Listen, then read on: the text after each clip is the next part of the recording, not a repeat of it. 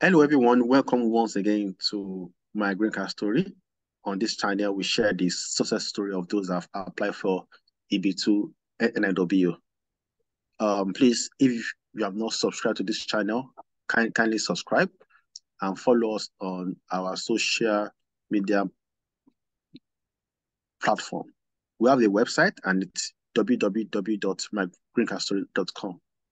And through our website, you can schedule a one-on-one consultation with us so that we can talk to you about you putting your EB2 NIW petition together. So details of our contact information is available in the description section of this video. So in today's interview, it's actually a continuation of the first interview that we did with Lola, where she spoke about how she applied for EB2 NIW twice. During the first attempt, she got a RFE, but she had to withdraw the RFE because she didn't know how to respond to the RFE. However, during a second attempt, her petition was approved. If you have not seen that video, kindly click on this link and watch that video. So Lola, welcome once again to this channel. Thank you. So in the last video, you said your EB2 NIW petition was approved. So for this video, we want to focus more on the adjustment of status, okay? So the first question that I'll ask you is, for you to adjust your status, you must be on one visa category. So what was your visa category when you were about to adjust your status to that of a permanent resident? I was on student visa F1. So that was okay. Okay. It is a non-immigrant visa. Okay. That's awesome. And during for your adjustment of status, do you remember the forms that you filled? Yeah, so I filled a I-131 application for travel document. I filled a I-765 application for employment authorization. Then I filled a I-485 application to register permanent residency or adjust status. Okay. And can you give us the details into the supporting documents that you attached to your form? Forms when you were adjusting your status. Can you still remember? That one is tough. So I remember it has everything you always send to immigration, basically. Not everything you sent during your application before it was approved, but everything, your ID card, all the visas that you have, your I-94, your ID cards, passport photographs, then your medical, that one is tough. Your medical, what else? Yeah, all your passports, all the passports you've had, the visas, you got the OPT, whatever information that somehow you got through, whatever document you use to get into this country, and whatever document that you've been having or you'll be corresponding to USCIS. What do I mean by that? Like I went to school, so my I-20 and any other document I go through that. Yeah, so any document that you got from USCIS or any document that shows your status here in the United States, your driving license, just everything, you send it to them. Okay, so what you're sending is a photocopy of those documents and not the original, right? Never send your originals to anywhere. Okay. That's the truth. It's just like Social Security. You have to change your Social Security information to later. Right now, due to COVID, they asked for. I mean, I don't know if they've changed it, but as of last year, they said they are not doing any in-person appointment. So send all your originals to them. That's tough. Don't send your originals anywhere because if they misplace it, that's it. So it Okay. will be photocopy. That's the best thing. Just always send photocopies anywhere. If they And need if they need your I'm listening. original, you can do a photocopy and ask someone to attest on it, like a Okay. notary public or something. Okay. And how much did your agency of status cost you in terms of paying the fee that you paid to USCIS? Then how much did you pay the civil surgeon for your form I-693? Okay, so I think my adjusted starter cost 1,140, and then I paid another extra 700 for No, $85 for biometrics. biometrics. Then I paid I forgot what I paid $700 for. Don't worry, That be from I-140. That yeah. was sure. Yeah, so sorry, I don't really. But for for my medical, that one I think I paid three something. So a lot of them have like different rates. So I called up like six or seven of those people they listed on their website, and the price that works, the cheapest price, I went for that. So Okay. So from the time you turn in your adjustment status document to the time you got your green card, how long did it take? so I turned in my adjustment of status in September. Um, September what year? 2020. So probably I must have misplaced. I think that I got the approval July or Mm, August. So I turned in my just all my those documents I sent with my adjustment of status that I listed earlier in September 2020. And I got my green card August. Yeah, August. Either July or August 2022. 2022? Yes. Oh, so it 2021. oh, 2021, I'm sorry. 2021. 2022 is last year. 2021. okay. Okay, So it so was that's good. almost a year. Almost a year. Okay. That's good. Okay, that's good. So what were the challenges you faced when you were trying to put your adjustment status document together and during the I think adjustment status stage and how did you overcome it? so. I think for me, and I'm sure for everyone, is how to fill your form.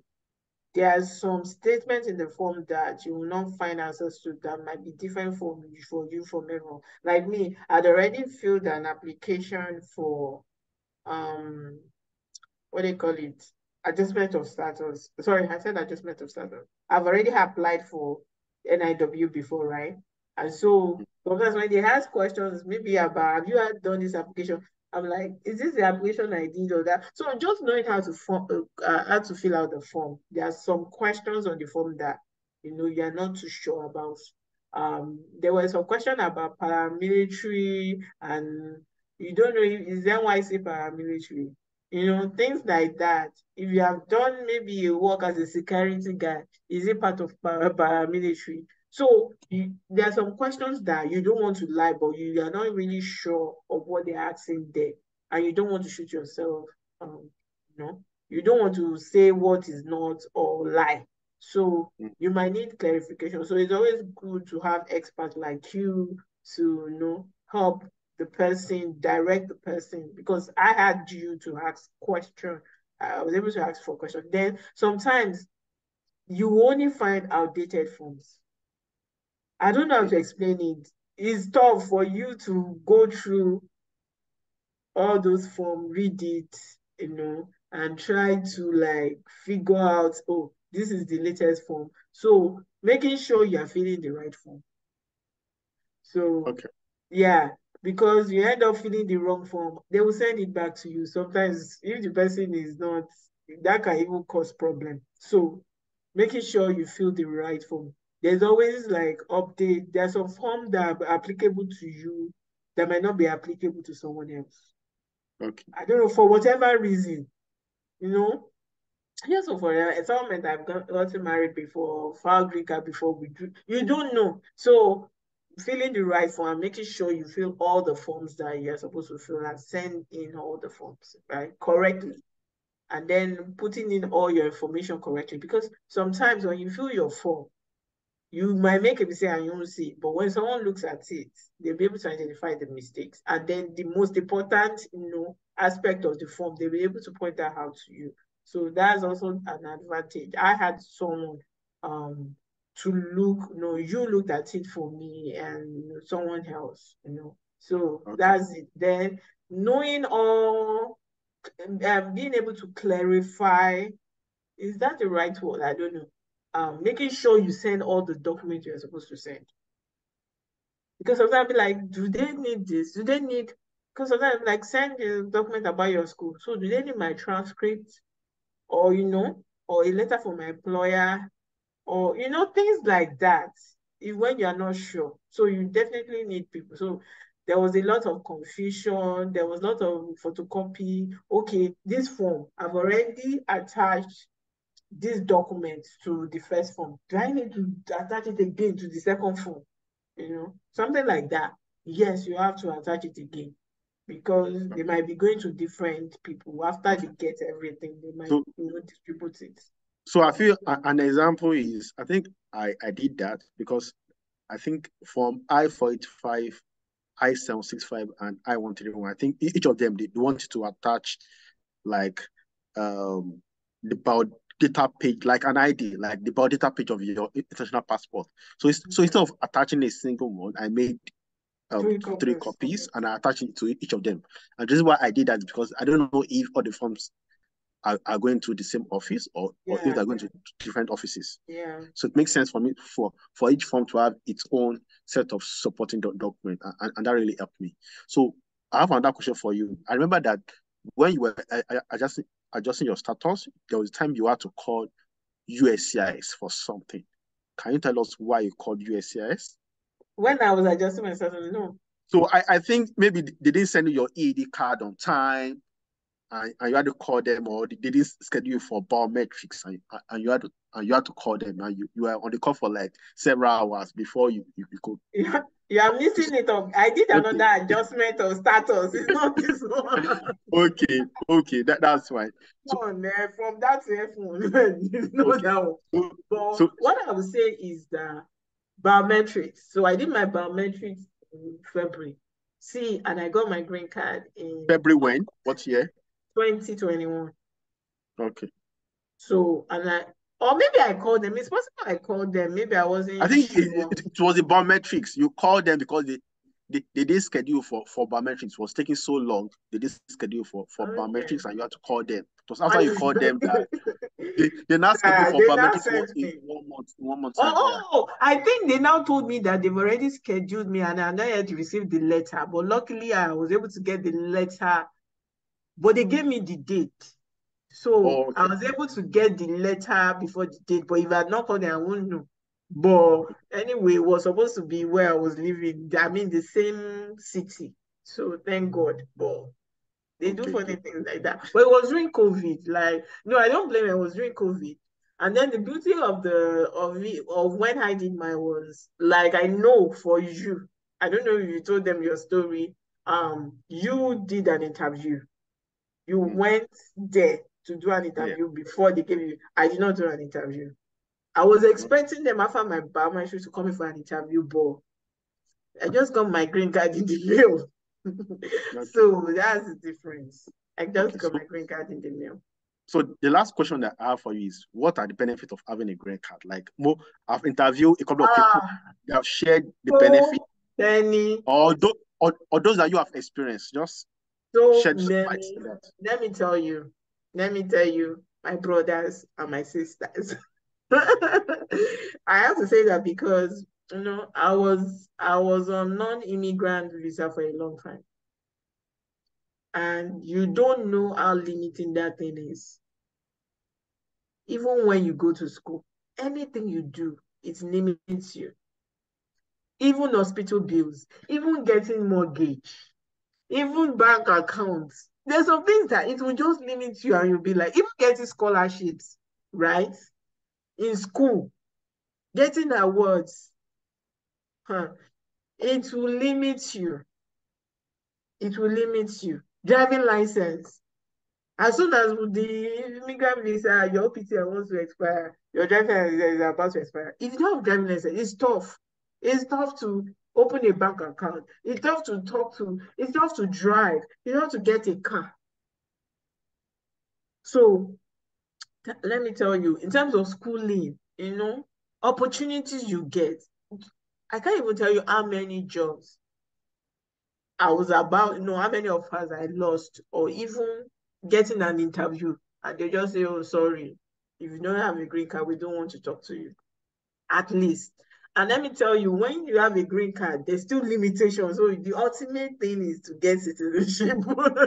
Because for me now, my dream is to work with DPA. I can't until I become a citizen.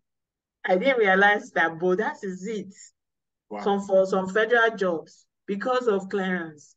So as an environmental engineer, there are some jobs I see even right now. Simple, an environmental engineer, I can do everything, but you must be a U.S. citizen because you're going to collect clearance, because our our principal client is the government of the United States. And so you'll be handling sensitive information. And so if you're not a citizen, they don't even want to hear green card. So that is it. It can be, you are limited in your opportunities. You are limited in how far you can go. So it's really good. If you can get it, whatever it is, if you can apply for NIW, please do. That's a good way of getting it without any messy thing. The other way is but that's a good way of getting it without just go to school, and that's it. And I don't know if I didn't mention it. I think I did, but I only had one paper that was not, I was not even the first author. I had not, maybe I had done only one presentation that I got the second place, and I couldn't even find the information to back it up. That was all I had and my experience. And so I didn't have any public as at that time. Now I do, but then no. I didn't have any, I did do a lot of presentations to just one. I passed my qualifying exam.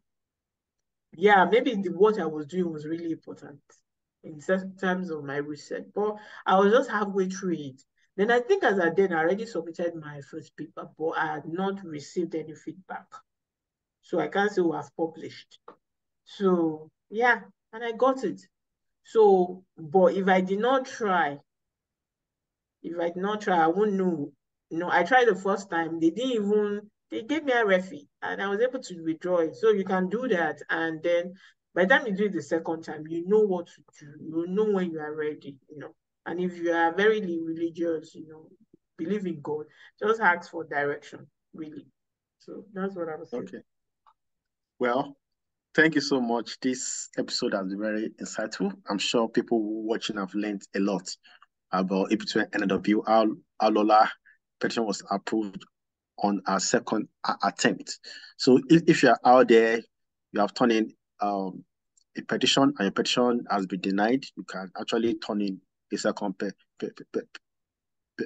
petition. But make sure that for the second petition, you put your best foot forward. Yeah. Make sure that petition is very compelling. So thank you so much for everyone for watching. Please don't forget to subscribe to this channel. Bye. Bye.